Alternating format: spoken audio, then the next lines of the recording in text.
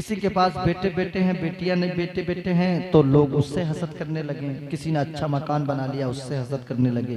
अच्छी गाड़ी ले ली तो उससे हसद करने लगे। अच्छा कपड़ा पहनता है, खाता पीता अच्छा है, लोग हसद करने लगे। अभी मैं आपको बता दूं, हसद आप एक दिन नहीं करें, रात दिन करें।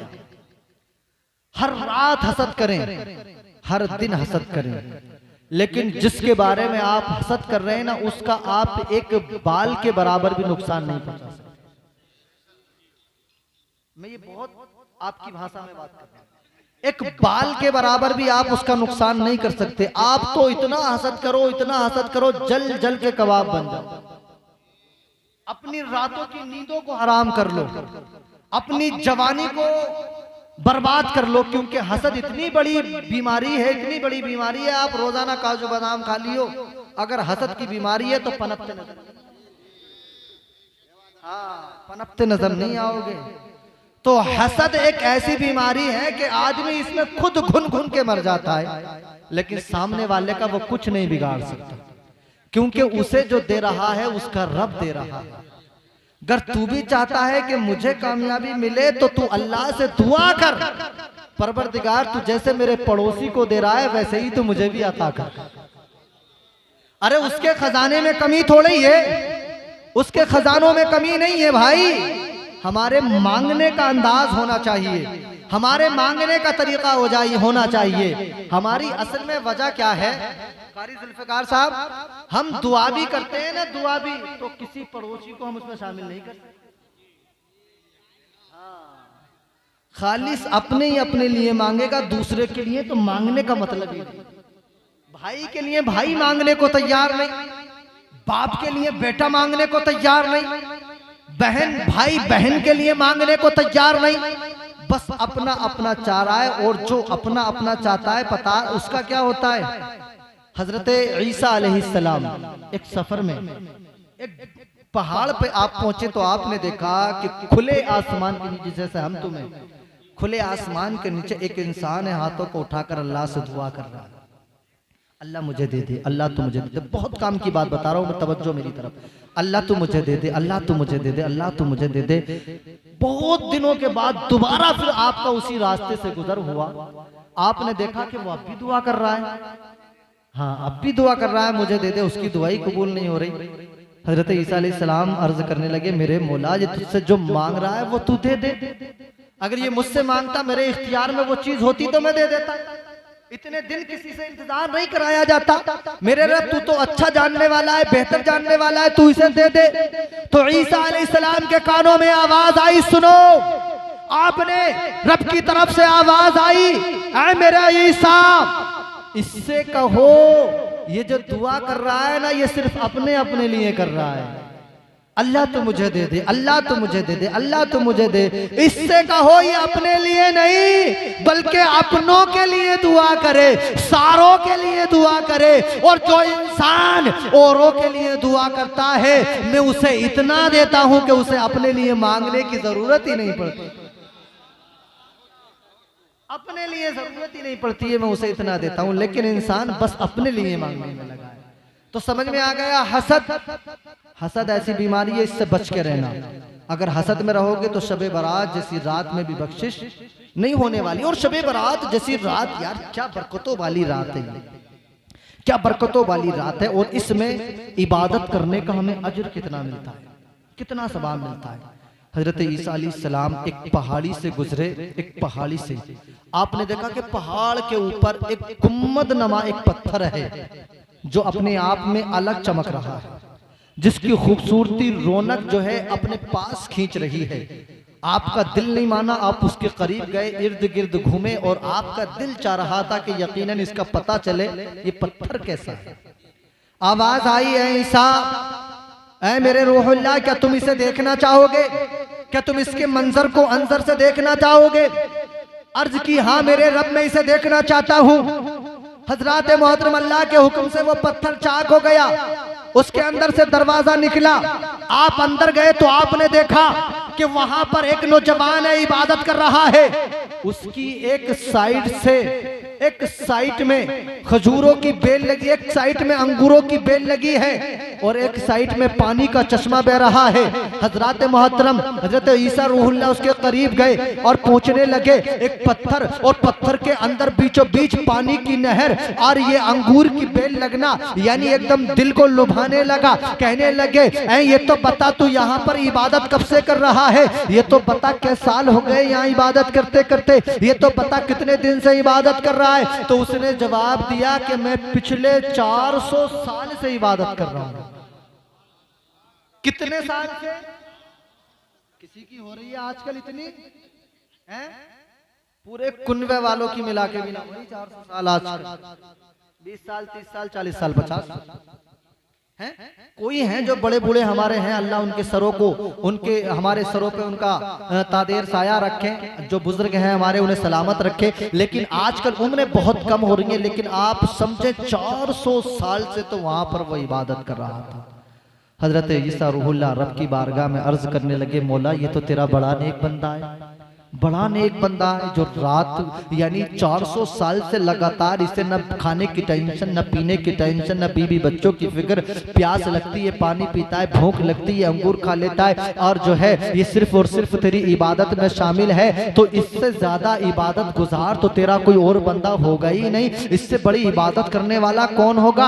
आज जो आप रात की तारीकी में बैठकर यहाँ सुन रहे हो, सुनो सुनो, इस रात में जागना कितनी बड़ी इबादत है। हजरत ईसा रूहुल्लाह के कानों में आवाज आई, कहा मेरे रूहुल्लाह सुनो सुनो, एक रात मेरी उम्मत, एक रात में अपने महबूब की उम्मत को ऐसी अता करूंगा जो शबे बारात की रात होगी, जो शबे बारात की रात होगी, और उस रात में जागकर जो मेरे महबूब का उम्मती अरे 2 रकात नफिल नमाज पढ़ लेगा, अल्लाह ताला उसे इस 400 साल की इबादत से ज्यादा सवाब अता फरमा देगा। या रसूलुल्लाह जिंदाबाद, अल्लाह या रसूलुल्लाह। 400 साल की इबादत से ज्यादा का सवाब। उम्र तो कम हुई है हमारी, लेकिन सवाब बढ़ गया है। 400 साल इबादत करना आसान नहीं है, और हम आज 2 रकात पढ़ने को तैयार नहीं हैं।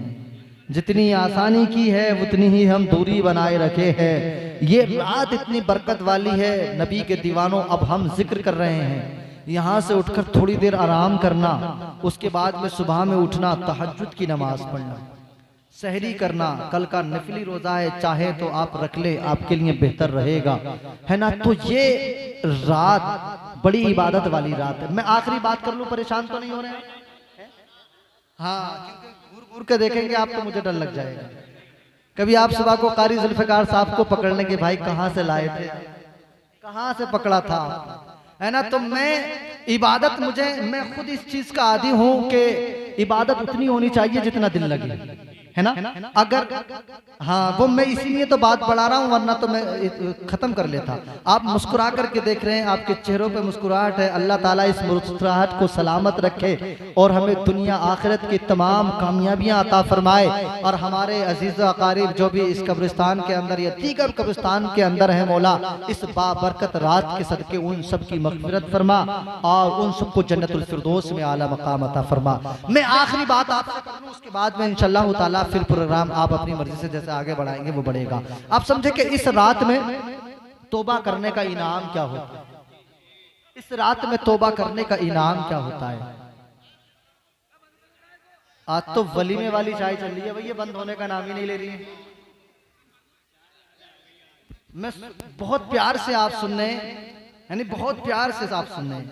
आका की महफिल को हमने खुशियों से सजा रखा है, आका की महफिल को हमने खुशियों से सजा रखा है, और बीच में चाय ने ये घपला सा मचा रखा है। अब अगर पिला दी हो तो भाई बैठ जाओ, है ना, थोड़ा सुकून से आप सुन लें। बड़ी प्यार से आप यहाँ पर आए हैं, आका की मोहब्बत में चल कर के आए हैं, और अल्लाह ताला इस मोहब्बत को सलामत रखे, है ना। तो मैं बात कर रहा था, एक अल्लाह के वली को आपने नाम आपने जरूर सुना होगा, हजरत मालिक बिन दीनार। नाम तो सुना है आपने, हजरत मालिक बिन दीनार एक बहुत अल्लाह के नेक बंदे का नाम है। लेकिन तौबा करने से पहले की जो उनकी जिंदगी थी यकीन जाने बाद की और पहले की जिंदगी में जमीन और आसमान का फर्क है। मालिक बिन दिनार इतने बड़े शराब के आदी थे जिस वक्त में तौबा नहीं की थी। लोग कहते हैं कि अल्लाह का वली कैसे बनता है। अब आप इस बात को सुनना, अल्लाह का वली कैसे बनता है। अल्लाह का वली कोई माँ के पेट से ही बन के नहीं आता है। वो एक विलायत का मकाम अलग है जो माँ के पेट से बन के आता है। लेकिन अगर चाहे इंसान तो जमीन पे आकर भी वली बन सकता है। वो कैसे, सुने आप। मालिक बिन दिनार अपनी जवानी में शराब पीने के इतने आदी थे कि शराब पिया करते, इतनी शराब पीते कि शबे बारात जैसी रात में भी शराब पीकर आप औंधे पड़े थे। आपको ये पता नहीं था कि आज ऐसी रात है, अगर इसमें तौबा कर ली जाए तो गुनाह माफ हो जाते हैं। लेकिन आप शबे बारात जैसी रात में भी आपने शराब पी थी और शराब के नशे में आप धुत थे। आपको ये नहीं पता था कि आज शबे बारात की रात है। हज़रात मोहतरम नशे में ऐसे धुत पड़े थे कि आप शबे बारात की रात में, हज़रात मोहतरम इसी शबे बारात की रात में आपने फिर ख्वाब देखा कि आपके ख्वाब में क्या देखते हैं कि एक ख्वाब आपको नजर आया, क्योंकि आपको बड़ी मन्नतों के, बड़ी फरियादों के बाद में एक बेटी मिली थी जिसकी उम्र 2.5 से 3 साल की थी। वो बेटी जब बाप शराब पीते मालिक बिन दिनार तो वो बेटी गिलास गिरा दिया करती थी। वो बेटी अपने बाप से मना किया करती थी। लेकिन 2.5 से 3 साल की उम्र में उस बच्चे का इंतकाल हो गया। उसके बाद में ये और ज्यादा शराब पीने लगे। लोग जो है, कोई परेशानी आती है तो शराब और ज्यादा बढ़ा दिया करते हैं, कोई टेंशन आती है तो शराब और ज्यादा बढ़ा दिया करते हैं। अरे तुम्हारी टेंशन को ये शराब खत्म नहीं करेगी, बल्कि यकायक ये तुम्हारे सांसों को खत्म कर देगी। ये तुमसे तुम्हारी जिंदगी छीन लेगी, ये तुमसे तुम्हारी जवानी छीन लेगी, ये तुमसे तुम्हारा हुस्न, तुम्हारा नूर छीन लेगी। अगर तुम चाहते हो कि कामयाब बनो तो इसे शराब को छोड़ना होगा। मालिक बिन दिनार अपने बिस्तर पर लेटे हैं। आपने ख्वाब देखा कि मैं मर गया हूं। मालिक बिन दिनार ने ख्वाब देखा कि मेरा इंतकाल हो गया, मर गया। और ख्वाब देखा तो वहां पर नफ्सी का आलम था, कोई किसी की मदद करने वाला ही नहीं था। इनके पीछे एक इतना बड़ा अजदाहा पड़ा था, ऐसा सांप इनके पीछे दौड़ रहा था जो इन्हें काटने के लिए दौड़ रहा था। ये उस सांप से बचने के लिए आगे आगे इनके पीछे पीछे ये अजदाहा था। बढ़ते गए लेकिन कोई इनकी मदद करने वाला नहीं। एक नूरानी चेहरे वाला पतला दुबला सा इंसान इन्हें सामने नजर आया। इन्होंने उससे कहा मुझे इस सांप से बचा, इस अजदहे से बचा, ये मेरी जान ले लेगा। तो उसने कहा कि मैं तो बहुत कमजोर हूं, इतने बड़े अजदहे से मैं आपको नहीं बचा सकता, इससे मैं आपको नहीं बचा पाऊंगा। आप आगे बढ़े, कोई और होगा जो आपको बचा लेगा। आगे बढ़कर देखा कि एक पहाड़ है, उसके दामन में आग लगी है। पीछे देख रहे हैं तो सांप है, आगे देख रहे हैं तो आग है। अब सोचने लगे जाऊं तो किधर जाऊं। दिल ने फैसला किया कि आग की तरफ बढ़ते हैं। लेकिन जब आग की तरफ बढ़े तो आवाज आई, ऐ मालिक बिन दिनार, ये आग तेरे जैसे लोगों के लिए नहीं है, तेरे जैसे लोगों के लिए नहीं है। आवाज आई, आगे बढ़, पहाड़ की तरफ कुछ अमानत है, एक पहाड़ में जमा है। हो सकता है तेरी भी कोई अमानत उस पहाड़ में हो और वो अमानत तुझे बचा ले। मालिक बिन दिनार कहते हैं कि मुझे एक बहुत खूबसूरत चांदी का पहाड़ नजर आया, उसमें पर्दे डले नजर आए। जब मैं उसके करीब में पहुंचा तो आवाजें आने लगी कि दरवाजा खोल दिया जाए, जिसकी अमानत है वो आ रहा है, एक अमानत वाला आ रहा है, दरवाजा खोल दिया जाए। दरवाजा खुला, मैं करीब में पहुंचा, मैंने देखा कि मेरे पीछे पीछे अजदाहा था। मेरी सांस अटकी हुई थी, मैं परेशान था कि कोई ना कोई तो मुझे बचाने आ जाए। ऐसी कशमकश के आलम में, ऐसी परेशानी के आलम में मेरा पीछे से किसी ने हाथ पकड़ा और मुझे बहुत सहारा मिला। जब मैंने देखा हाथ पकड़ने वाला कौन है, जब मैंने उसके चेहरे को देखा तब वो कोई और नहीं बल्कि वो मेरी बेटी थी जिसका इंतकाल हो गया था, जिसका 9 उम्री में इंतकाल हो गया था। 2.5 से 3 साल की उम्र में जिसका इंतकाल हो गया था। वो बच्ची ने हाथ पकड़ लिया। बाप ने कहा बेटी यहाँ बेटी ने जवाब दिया, अब्बू जी ये वो जगह है जो नौमरी में बच्चे का इंतकाल होता है तो उन बच्चों को इसी जगह में ला कर के रख दिया जाता है और मैं ही तुम्हारी अमानत हूँ और मैं ही तुम्हारा इंतजार कर रही हूँ। हजरत मोहतरम मालिक बिन दीनार के जब हाथ को पकड़ा ना तो बेटी से, आप ख्वाब की बात बता रहा हूँ मैं, ये ख्वाब ही में मालिक बिन दीनार बेटी से कहने लगे, ऐ बेटी जरा ये तो बताइए क्या है, ये नक्शा क्या है, ये मामला क्या है। तो बेटी ने जवाब दिया, ये मैदान महशर का नक्शा है जिसे आप देख रहे हो ना, तुम्हारे पीछे वो अज़दाह था जो दौड़ करके आ रहा है। बाप ने कहा हाँ मैं देख रहा हूँ। तो बेटी ने जवाब दिया, वो तुम्हारे गुनाह हैं, वो तुम्हारे बुरे आमाल हैं जो तुमने दुनिया में किए, इतने किए कि तुमने इतना बड़ा अज़दाह तैयार कर लिया कि अब उससे कोई ताब लाए, ताकत लाए उसके सामने अब इतनी ताकत नहीं है किसी के पास। तो बाप ने पूछा, ये बता वो नेक इंसान, वो गोरा इंसान, वो सफेद लिबास में कौन था। तो बेटी ने जवाब दिया, वो तुम्हारी नेकियां थी, नेकियां जो इतनी कमजोर है कि वो तुम्हारे गुनाहों से तुम्हें बचा नहीं सकती हैं। कभी कभी तुमने कोई नेकी की और दिन रात गुनाह करते रहे तो तुम्हारे गुनाहों का अज़दाह इतना भारी हो गया कि तुम्हारी नेकियां भी तुम्हें बचा नहीं पा रही हैं। कहा फिर वो आगे आग कैसी लगी है, कहा वो आग जहन्नम की आग है, जहन्नम की आग है और अभी तुम जहन्नम में भी नहीं जाओगे। बेटी ने कहा, अब्बू जी अभी वो दिन दूर नहीं है, अभी तुम्हारा इंतकाल नहीं हुआ है, तौबा का दरवाजा बंद नहीं हुआ है और अभी तुम तौबा कर लो ताकि इस अज़दहे से भी बच जाओ और सामने जो जहन्नम की आग जल रही है उससे भी बच जाओ। इसका सिर्फ एक ही वाहिद रास्ता है कि तुम आज ही अल्लाह से सच्ची पक्की तौबा कर लो। और वो रात थी कौन सी, शबे बारात। सच्ची पक्की तौबा कर लो।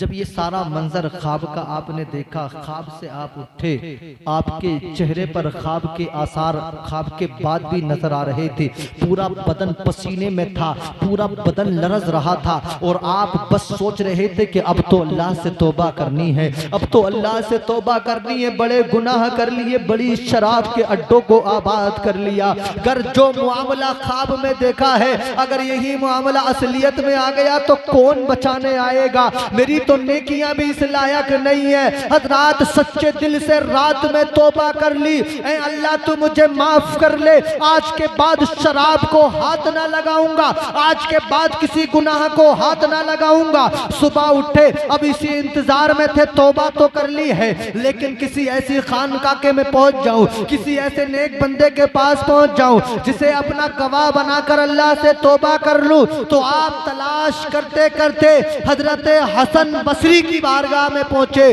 उनके हाथ में हाथ देकर सच्चे मन से तौबा करके अपनी जिंदगी का नया आगाज कर दिया। शबे बारात जैसी रात में तौबा की, फिर ऐसी तौबा की, ऐसी नहीं आज कर ली कल को फिर अपने उसी गुनाह में शामिल है। ऐसी तौबा की कि जिस गुनाह से तौबा कर ली उसकी तरफ कभी मुड़कर नहीं देखा। फिर मालिक बिन दीनार को अल्लाह ताला ने मकाम देखे क्या अता फरमाया, फिर मालिक बिन दीनार को अल्लाह ताला ने देखे उरूज कितना अता फरमाया। एक मर्तबा पानी के जहाज से आप समंदर में बैठे थे, कई सारे लोग पानी के जहाज में बैठे थे, एक किसी का कीमती मोती वहां पर गुम हो गया तो उन सारे लोगों ने मिलकर हजरते मालिक बिन दीनार का नाम लिया, ये कीमती मोती इन्होंने चुरा लिया। मालिक बिन दीनार का जब नाम लगा अल्लाह से अर्ज करने लगे, मौला जब तक हम नेक ना बने थे तो सारी दुनिया हमसे डरती थी, आज नेक बन गए तो चोरी का इल्जाम भी हम पे लगने लगा। तो कसम खुदा की अल्लाह का वली होता है। अल्लाह के वली ने जवाब दिया, मैंने चुराया। लोग कहने लगे जी आपने चुराया है, कसम खुदा की आप समंदर में थे, समंदर में आपने समंदर की मछलियों से कहा, ऐ समंदर की मछलियों अगर इसका मोती तुम्हारे पास है तो लेकर के बाहर आ जाओ। कसम खुदा की एक अल्लाह के वली की जबान से कहना था, समंदर में जितनी मछलियां थी चारों तरफ से अपना मुंह पानी के ऊपर ले आई और हर एक के मुंह में एक एक कीमती मोती मौजूद था, हर एक मछली के पास कीमती मोती मौजूद थे। अरे लाखों हजारों मछलियां कीमती मोती लेकर आपके सामने पेश थी। कहा ये बता तेरा मोती कौन सा है, ये बता तेरा मोती कौन सा है। जब ये करामत उन लोगों ने देखी तो आपके चेहरे को देख गए, देख करके हैरत में पड़ गए। सोचने लगे कि हाथों को चूम लिया जाए, सोचने लगे कि इन्हीं को अपना मान लिया जाए। लेकिन कसम खुदा की ये हजरत मालिक बिन दीनार थे। इन्होंने उस कश्ती को छोड़ दिया और पानी पे चलने लगे, पानी पे चलने लगे, पानी पे चलने लगे। वो तो कश्ती पर बैठकर चल रहे थे और ये पानी के ऊपर चल रहे थे, ये पानी के ऊपर चल रहे थे। इनकी करामत को लोगों ने देखा, इनके करामत को लोगों ने देखा तो लोग समझ गए कि अरे हमने जिस पर चोरी का इल्जाम लगाया वो कोई सादा इंसान नहीं था, वो कोई चोर नहीं है, बल्कि वो अल्लाह का एक नेक बंदा मालिक बिन दीनार है। तो पता चला कि सच्ची तौबा अगर इंसान कर ले तो पहले उसने क्या किया ये माने नहीं रखता। अगर तौबा करके फिर नेकी के रास्ते पे आ जाए तो ये बात माने रखता है ना। तो अभी हमारे पास मौका है, हम अल्लाह से तौबा करें और अपनी नई जिंदगी का आज ही से आगाज करें। अल्लाह करीम की बारगाह में दुआ है, मैंने जो कुरान मजीद की आयत पढ़ी फफिर्रू इलल्लाह, अल्लाह ने 27वें पारे में इरशाद फरमाया दौड़ो अल्लाह की तरफ, लौट आओ अल्लाह की तरफ। अल्लाह ने हमें अपनी तरफ लौटने के लिए ऐसी रातें दी हैं जो आज हमें आज मयस्सर है ना। इसमें लौटो, रमजान का महीना दिया, उसमें भी शबे कद्र दी। अल्लाह ने कई सारे मौके हमें दिए कि तुम लौट आओ अपनी रब की तरफ। अगर नाफरमानी कर रहे हो तो उसे भूलो और अब अल्लाह से तौबा करके अपनी नई जिंदगी का आगाज कर लो। रब्बे काबा की बारगाह में दुआ गो हूँ मौला पाक परवरदिगार, कहने सुनने में कोई गलती खता हो तो मुआफ फरमाए। इस पर सबसे पहले मुझे, मेरे बाद आप सबको अमल की तौफीक अता फरमाए। चमन रहेगा तो फूल खिलेंगे, जिंदगी बाकी रही तो इंशाअल्लाह फिर मिलेंगे। वमा अलैना इल्लल बलाग। अस्सलामु अलैकुम रहमतुल्लाहि ताला व बरकातुहू।